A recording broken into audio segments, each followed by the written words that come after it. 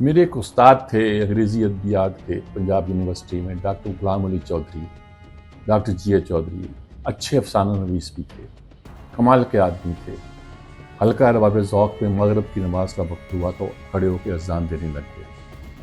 ان کی time back کے ساتھ خط و کتابت اس زمانے میں بڑی مشہور اور مقبول ہوئی تھی، اور شاید پاکستان ٹائم میں چھپی بھی تھی، جس میں انہوں نے ٹائم بیک کو یہ لکھ دیا تھا کہ مغرب آج تک کروسیڈ کمپلیکس میں مبتلا ہے۔ ہو سکتا ہے یہ ٹرم کسی اور نے بھی استعمال کی ہو، لیکن ہم نے پہلی بار ڈاکٹر چودھری کی تحریروں میں اس کو دیکھا کہ کروسیڈ کمپلیکس میں یورپ آج تک مبتلا ہے۔ یہ کمپلیکس پہلی جنگ عظیم سے پہلے سے شروع ہے، بلقان کی جنگ، طرابلس، یہ وہ جھلکتی ہے تیری امت کی آبرو اس میں، طرابلس کے شہیدوں کا ہے لہو اس میں، حضور نظر کوئی خواب بھی نہ لایا ہوں، جو چیز اس میں ہے جنت میں نہیں ملتی، جھلکتی ہے تیری امت کی آبرو اس میں، طرابلس کے شہیدوں کا ہے لہو اس میں۔ اس زمانے میں آپ دیکھیے جسے بلکانائزیشن کہتے ہیں سلطنت عثمانیہ کی، اور اس سے پہلے طرابلس وغیرہ دوسرے مقامات پر جس طرح جنگیں لڑی گئیں، اور جس طرح آہستہ آہستہ اسلام کے بہت سے علاقوں کو مسلمانوں سے چھینا گیا۔ ہم نے سمجھا کہ سلطنت عثمانیہ سے چھینا جا رہا ہے، لیکن اصل میں مسلمانوں کی سلطنت کو غائب کر دیا گیا۔ آج بھی وہی نقش نظر آتا ہے۔ کئی برسوں سے یہ صورتحال جاری ہے کہ مسلم امہ جسے ہم آج کل کہتے ہیں، پتہ نہیں امہ کا لفظ ہے بھی کہ نہیں ہے، اس کو بالکل ایک طرح سے ختم کر کے رکھ دیا گیا ہے، کوئی بولتا ہی نہیں ہے۔ غزہ کی پٹی میں جو ظلم، جبر،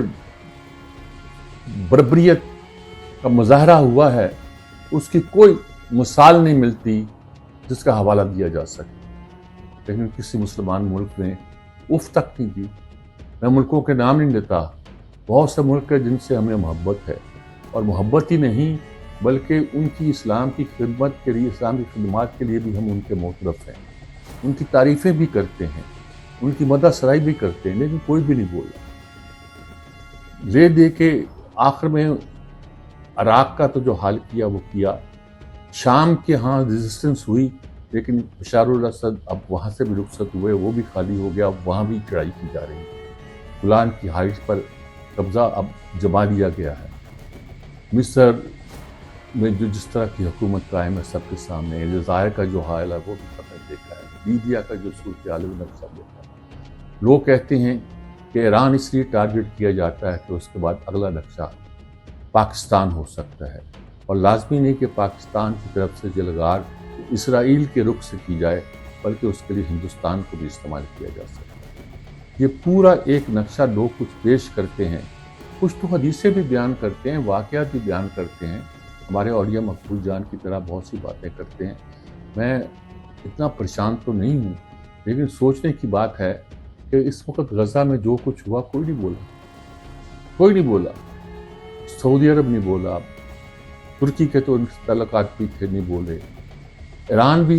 اس طرح نہیں بولا، بلکہ اس نے کہا کہ حماس نے ہم سے پوچھ کر حملہ کیا۔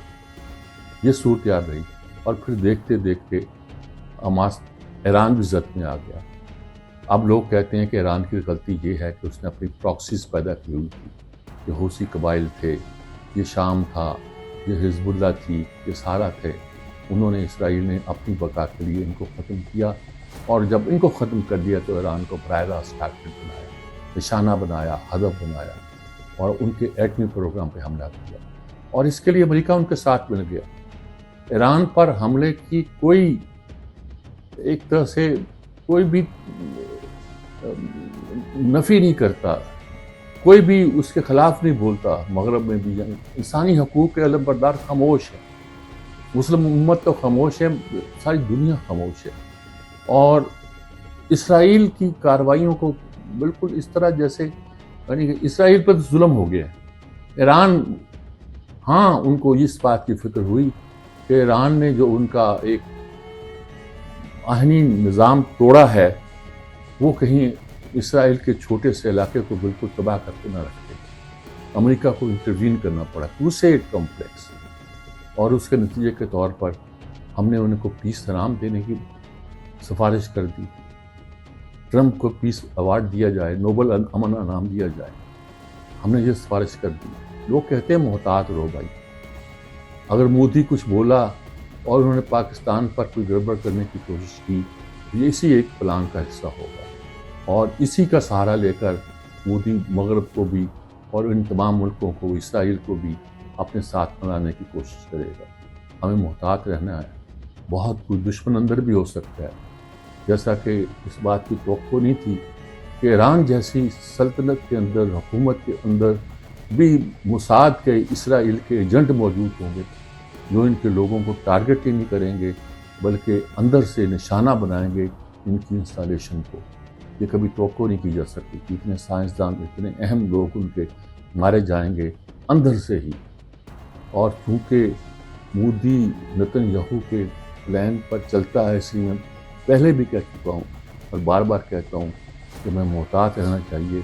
کہ ہمارے اندر کچھ اپنے ایسے سیل پیدا نہ کریں جو ہمیں نقصان پہنچا سکتے ہیں۔ خدا نہ کرے، خدا نہ کرے، خدا نہ کرے پہلے ہی ان کے ایجنٹ موجود ہیں، کہیں ان کو مزید طاقت دینے کی کوشش نہ کرے، کیونکہ اس کی باقی ساری ٹیکنالوجیز تو فیل ہو گئی، جدید ترین اسلحہ فیل ہو گیا، سائبر ٹیکنالوجی،